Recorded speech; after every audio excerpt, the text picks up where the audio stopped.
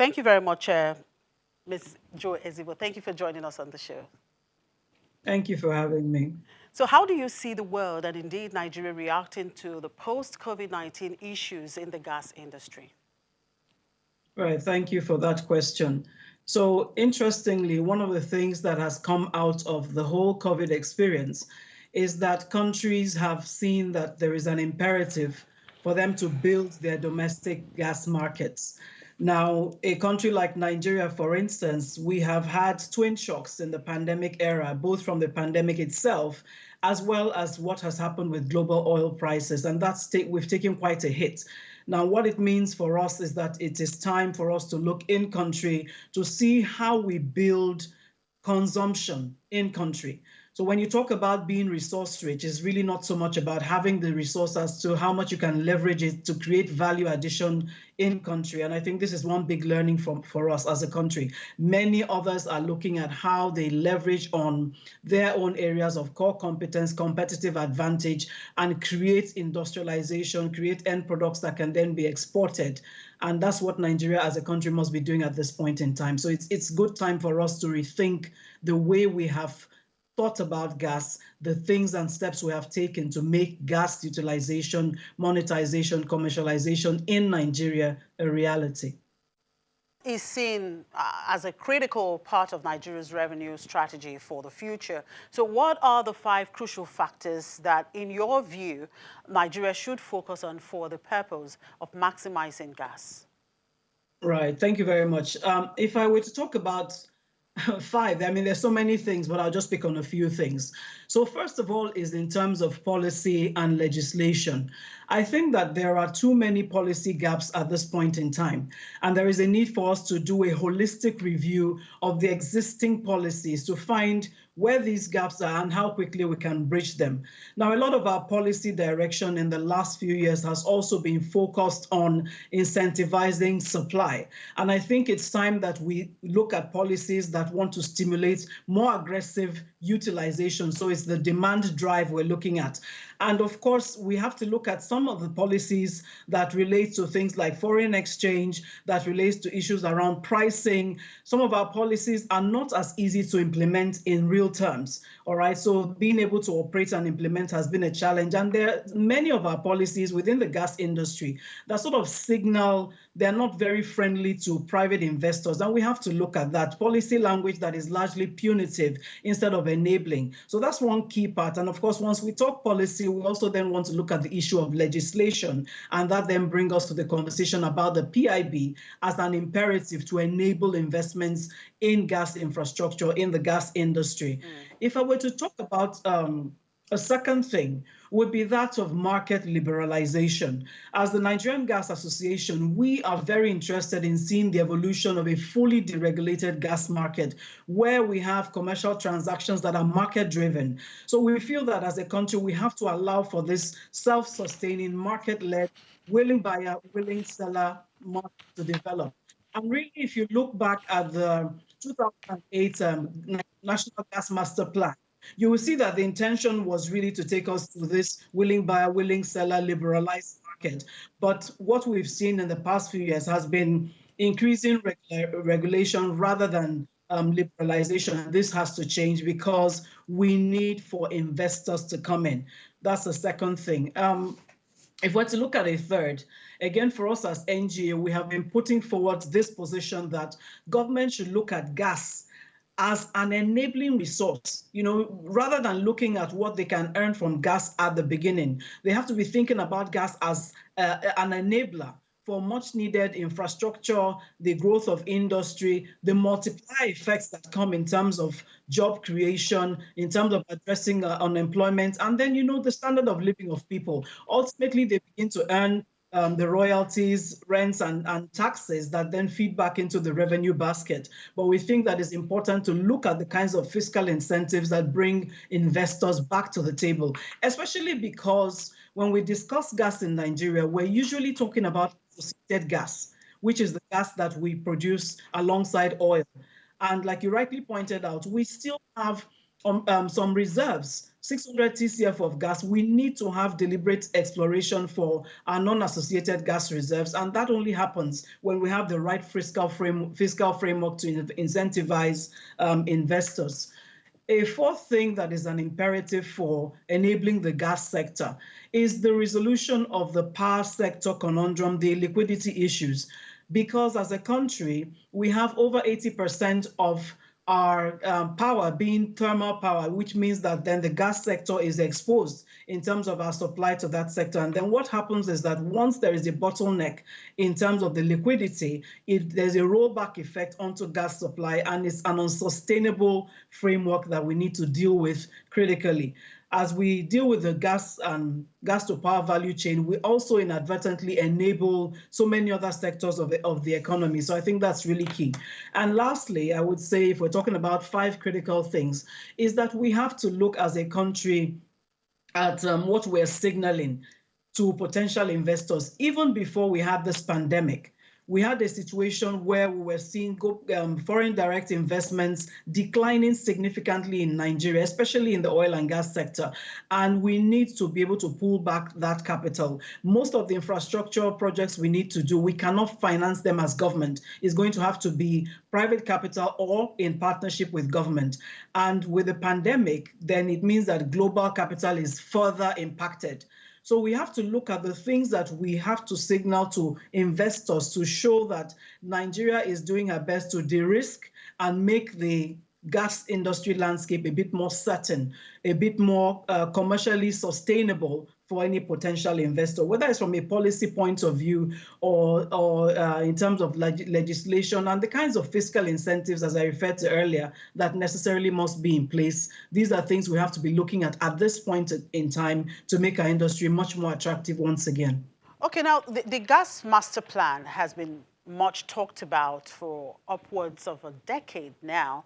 What, in your view, are the hindering factors for a full implementation, and what can be done to remove these hindrances? Right. So thank you. Now, the gas master plan is really a very sore point in the sense that this was a concerted attempt to bring this holistic framework for development of gas in Nigeria, looking at issues around pricing. That was when the domestic gas supply obligations were put in place. And of course, that broad-based infrastructure blueprint that was supposed to do many things for us. It was supposed to address gas to power issues. It was supposed to stimulate gas-based industrialization, which is critical for Nigeria from many facets of the economy in terms of employment and so on and so forth. It was supposed to help to make gas available more broadly across the country and, of course, deal with our flaring issues. But somehow we were not able to progress that significantly. And here we are from 2018 to 2020, we're still having challenges with that. Now, what are some of the issues? Well, first and foremost is the fact that in terms of the domestic gas supply obligations, there have been issues around its implementation. And there are many reasons around that, which we can probably go into later.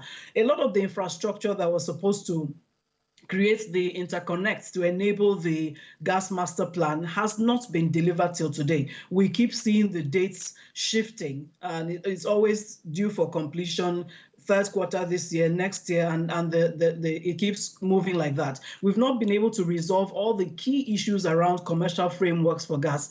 Of course, like I said earlier, we have yet to pass the petroleum industry bill. And what this means is that we really don't have a very robust legislative framework when we talk of gas as a unique and distinct hydrocarbon in itself, as a fiscal resource in itself. We have not been able to develop our domestic gas market the way that we should. And so when you're talking about the gas master plan, issues about effective demand, how credible the offtake is, and so on and so forth come into play. We have a huge infrastructure deficit. So both in terms of transmission and distribution infrastructure, that's been a challenge. And then if you look over the past few years from 2018 till today, a bit of inconsistencies and uncertainties around the policy landscape. And as a country, whether we like it or not, we have to face this reality. We have focused too much on oil, and gas has only in more recent years begun to take its pride of place in the national discourse once again. So these are some of the things that have led to why we were not able to progress on the gas master plan. However, I think that when you talk about fundamentally issues around progress, we have to be able to acknowledge some markers of progress that were taken as discrete projects in themselves and fed into the infrastructure blueprint. So we have to acknowledge some work has been done in that regard. However, bringing it all together, it's important we once again as a country look back on policy, look back on the fiscal incentives, look back on the private sector partnerships that will help us to bring the infrastructure blueprints into reality. Okay. So now, yeah, the domestic supply obligation, of course, is one of the most important policies of government that has an impact on gas. What are your views about the implementation of this policy so far, and in what ways can the private sector help government in its implementation? Right, so that 2008 domestic gas supply and pricing policy again brought about the, in fact, this whole issue of domestic supply obligation came about because the government was looking for a way to incentivize gas supply into the domestic market, right? The idea was just looking for price neutrality because the focus was on export gas, which continues to be what we've been seeing for the last few years. And so, yes, the DSO framework has been a bit difficult to implement, but this is also because ours is a very, very difficult terrain to work in. There's been appreciable progress. We've seen significant flare down in the last 10 years, significant flare down. But in terms of the gas supply into the domestic market, there are challenges. I've talked about the infrastructure issues. Till today, we still haven't completed the OB3 pipeline. The AKK pipeline is another conversation. The ELPS-2 looping is still not complete. So we don't have this interconnectivity that would have enabled these domestic supply obligations. We have challenges with the off-takers themselves. Many times, the quality of the off-taker is a challenge to the gas supplier. And of course, the power sector is the bulk, the highest level consumer of gas. And so, like I said earlier, whether it's in terms of the liquidity issues, in terms of the transmission capacity, ineffective distribution, and of course, the cost issues, the cost reflective tariff, there have been many things that have constrained the DSO exercise. Of course, many times when they're reporting about the domestic supply obligation, the performance and the targets, you find that they're not making room for the constraints. There are some adjustments, factors beyond suppliers' control that are not taken into cognizance. So from our point of view, as NGA, looking at our members who are suppliers, we actually think they have done quite a lot of work to be able to support this policy. They've been able to expand some infrastructure capacity, fast track some of their projects, and so on and so forth, in the face of a very troubled landscape, especially on the gas to power side. Now, how do we get past this? So first of all is the question of how we've been doing it before. Why have we not seen the results we've seen, and what do we need to change? It's a matter of a higher level of handshake and partnership between the government, the industry, okay? We have to look at cost-reflective power tariffs. This is our reality. We can't continue to play the ostrich around there. There is an imperative to build more gas infrastructure because you want to see a broader geographic spread, taking gas to all parts of the country. We have to look at industry cost competitiveness. And I think I heard the last guest you had talking about the cost landscape in Nigeria is really very difficult. We have to look at the pricing mechanism. And again, this comes to the willing buyer, willing seller conversation, which I talked about earlier, and the issue of gas fiscals that can attract investments into the sector and grow the economy.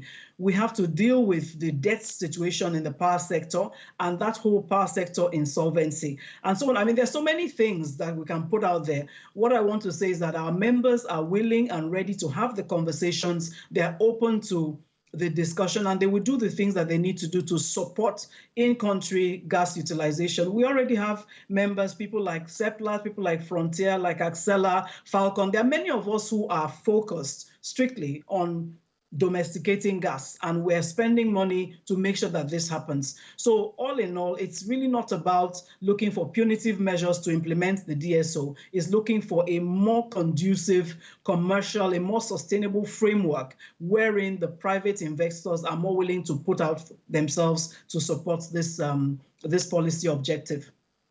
All right, thank you very much, Mrs. Joy Ezigbo. Let's just hope we get it right this time. Thank you for your time. Audrey Joy Ezigbo is the president of the Nigeria Gas Association.